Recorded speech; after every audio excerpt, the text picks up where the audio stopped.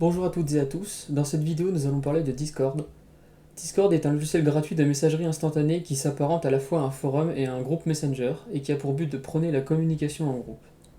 Il peut être employé à des fins d'études ou professionnelles, notamment lorsqu'il faut s'organiser autour d'un projet. Vous pouvez le télécharger ou bien utiliser la version web à l'aide de ce lien.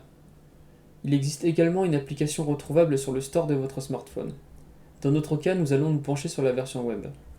Avant tout, il faudra vous créer un compte, puis cliquer sur Open Discord.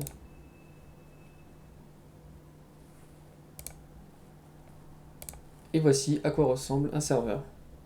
Discord se découpe en trois parties. Une partie salon avec tout ce qui est salon textuel et vocaux, une partie centrale affichant les discussions, et une partie que l'on va dire communautaire avec la liste des membres du serveur en question.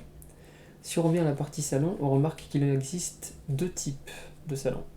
Ceux textuels, reconnaissables aux petites icônes hashtag sur la gauche, et ceux vocaux avec le petit icône de haut-parleur.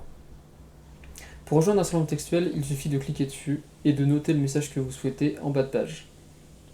Un salon vocal est différent. Si vous cliquez dessus, vous rejoindrez automatiquement la conversation vocale avec les autres membres présents sur ce même salon. Pour quitter celui-ci, il suffit de cliquer sur le petit icône de téléphone comme pour accrocher.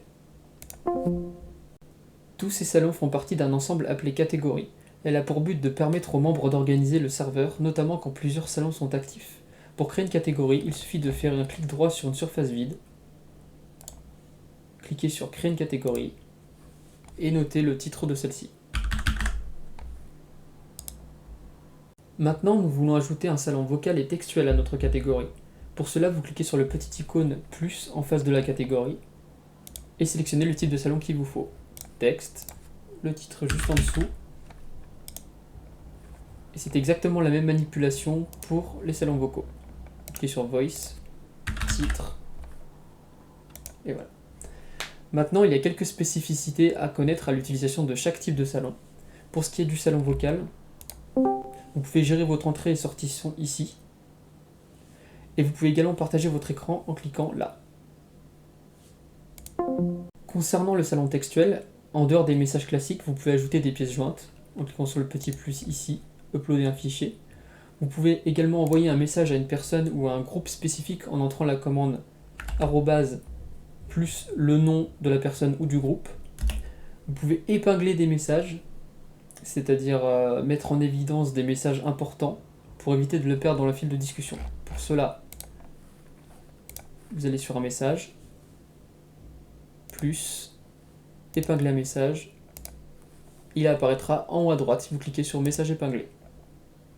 A savoir que les salons peuvent avoir des restrictions d'accès en fonction du rôle qui vous a été attribué sur le serveur.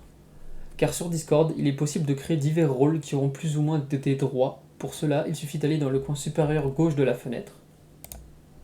Vous allez dans Paramètres du serveur, onglet Rôle, et vous cliquez sur Création de rôle. Les rôles ne servent pas qu'à limiter l'accès à des salons, mais aussi à mieux organiser le serveur. Cela permet également d'alléger la partie discussion en envoyant un message destiné à tous les porteurs d'un même rôle. Il y a aussi quelques petits détails à savoir, comme la personnalisation des statuts. En effet, vous pouvez personnaliser votre statut en fonction de votre disponibilité en cliquant en bas à gauche sur votre profil.